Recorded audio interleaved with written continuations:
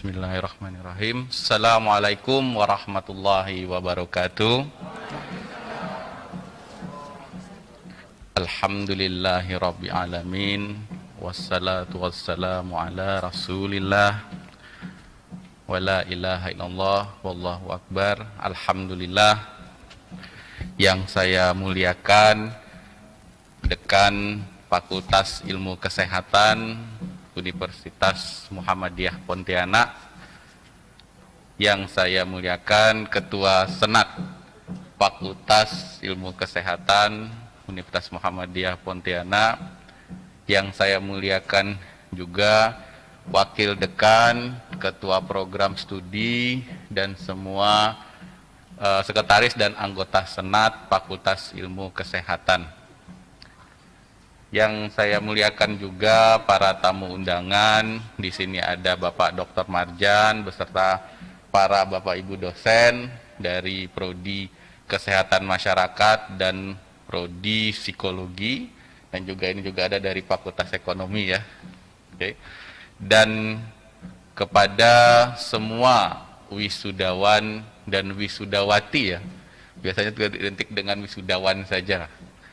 Yang alhamdulillah pada pagi hari ini saya berbangga karena Anda telah menyelesaikan salah satu titik perjalanan dalam studi.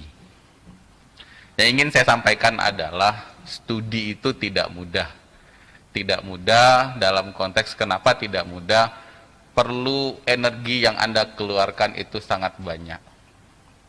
Dari yang pertama, belajar, yang kedua menunggu nilai, yang ketiga menunggu dosen, yang keempat skripsi.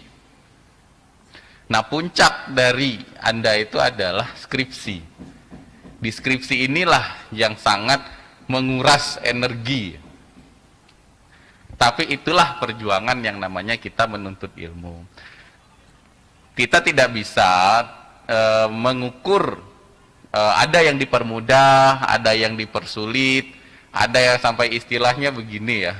Kalau dipermudah itu kan tergantung amal perbuatan. Ada yang bilang seperti itu.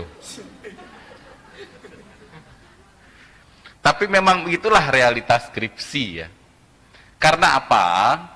Karena di sini yang akan menuntut kita teguh atau tidaknya gitu. Kalau saya berbicara masalah ini, dari skripsi itu banyak pembelajaran yang yang saya hikmah. Dari saya S1, S2, dan S3. Itu tidak mudah. Ya tapi alhamdulillah saya bukan tidak dipersulit ya, alhamdulillah mudah. Gitu. Mudah dalam arti bimbingan, apa semua, walaupun pernah menunggu dosen itu sampai 5 jam. 5 jam itu saya tunggu, kenapa? Karena saya tahu profesor itu waktunya sangat sibuk dan dia susah ditemui dalam arti bukan karena dianya yang tidak mau ditemui, tapi karena memang schedule-nya padat. Sampai saya cari tahu nih dosen ini gimana itu saya carikan, saya SMS waktu itu masih ada SMS ya, belum ada WA ya, tahun 2007 itu 2009. Itu saya SMS dia subuh hari. Karena saya tahu profesor saya itu orangnya religius, rajin ibadah, otomatis subuh itu jam 5 dia sudah bangun. Karena apa, teman-teman berapa kali SMS dia nggak pernah dibalas. Saya nggak pernah beritahu sama temen, biarin aja. Jadi kalau bimbingan itu pasti yang ngekor itu ramai dengan saya. Karena dia tahu yang cuma dibalas itu cuma saya. Padahal istilahnya dekat juga tidak. Istilahnya apa ya, hanya komunikasi biasa, tapi apa, kita tahu itu moodnya dosen. Tapi itu salah satu contoh perjuangan lah, masing-masing punya anunya sendiri-sendiri lah. Tapi yang saya harapkan adalah apapun sesulit perjuangan Anda, yang saya harapkan ambillah hikmahnya itu. Itulah perjalanan studi. Tidak mudah, tapi tidak ada ya sampai depresi ya. Enggak ada ya Pak Ismail ya, karena ada klinik psikologi sekarang depresi. Tapi memang ya 30% di Eropa itu mahasiswa PhD itu ya, mahasiswa doktoral itu mengalami depresi ringan. Dan mungkin saya salah satunya dulu. Depresi ringan itu dalam konteks memang ada tekanan yang memang tidak bisa kita ketahui. Itu. Saya bukan menakut-nakutkan ya. Tapi maksud saya kita mengambil hikmahnya, itulah belajar gitu loh. Itulah menuntut ilmu. Karena apa? Setelah Anda menuntut ilmu ini nanti ke depan, yang diharapkan Anda bisa mengaplikasikan seperti sumpahnya tadi. Mengaplikasikan ke masyarakat. Apa kira-kira ilmu kita ini bergunanya untuk siapa? Ilmu yang tidak kita aplikasikan ke masyarakat itu juga akan jadi sia-sia. Ilmu tidak harus sesuai bidang, berbeda bidang juga tidak masalah.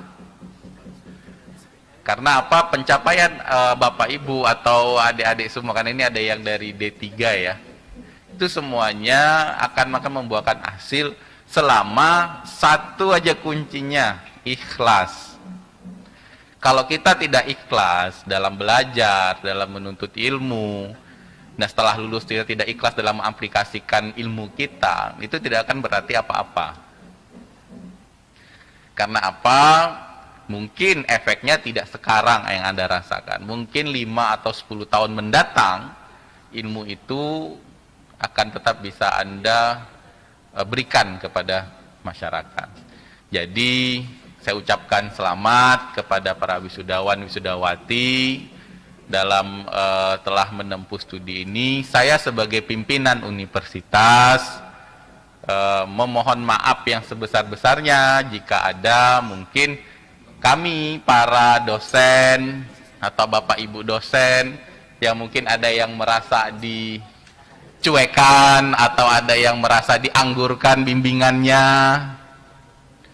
Itu saya mohon maaf, tetapi insya Allah ini akan menjadi evaluasi saya sebagai pimpinan universitas untuk bisa membangun suatu kondisi akademik yang ke depan itu menjadi lebih baik. Karena apa? Dosen juga dituntut untuk bisa menuluskan mahasiswanya tepat waktu.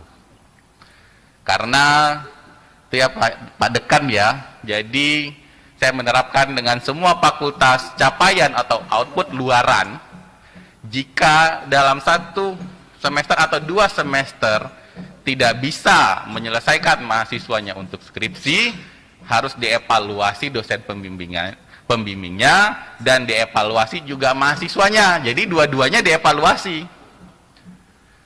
Ternyata jangan salah ya, ada mahasiswa itu, saya kan terkenal yang sering-sering di kampus. Dia bisa mengatakan saya kalau saya tidak ada di tempat, hanya gara-gara saya terlambat 5 menit dari jam waktu yang ditentukan. Saya kan orangnya disiplin, jadi saya datang terlambat 5 menit, dia rupanya datang lebih awal 5 menit, rupanya dia melihat tepat waktu, dia tinggalkan. Dia ngomong dengan teman-temannya bahwa saya tidak datang, saya susah ditemui. Anda bayangkan seperti itu mahasiswa. Nah, jadi bukan hanya evaluasi dosennya, tapi evaluasi mahasiswanya. Bergerak nggak? Nah, seperti itu. Tapi yang sudah di sini, insya Allah sudah melewati itu semua. Saya ucapkan selamat. Semoga apa yang istilahnya dari pimpinan, saya di pimpinan mengucapkan terima kasih atas kepercayaan para wisudawan yang telah berkuliah di Universitas Muhammadiyah Pontianak. Mungkin itu saja dari saya.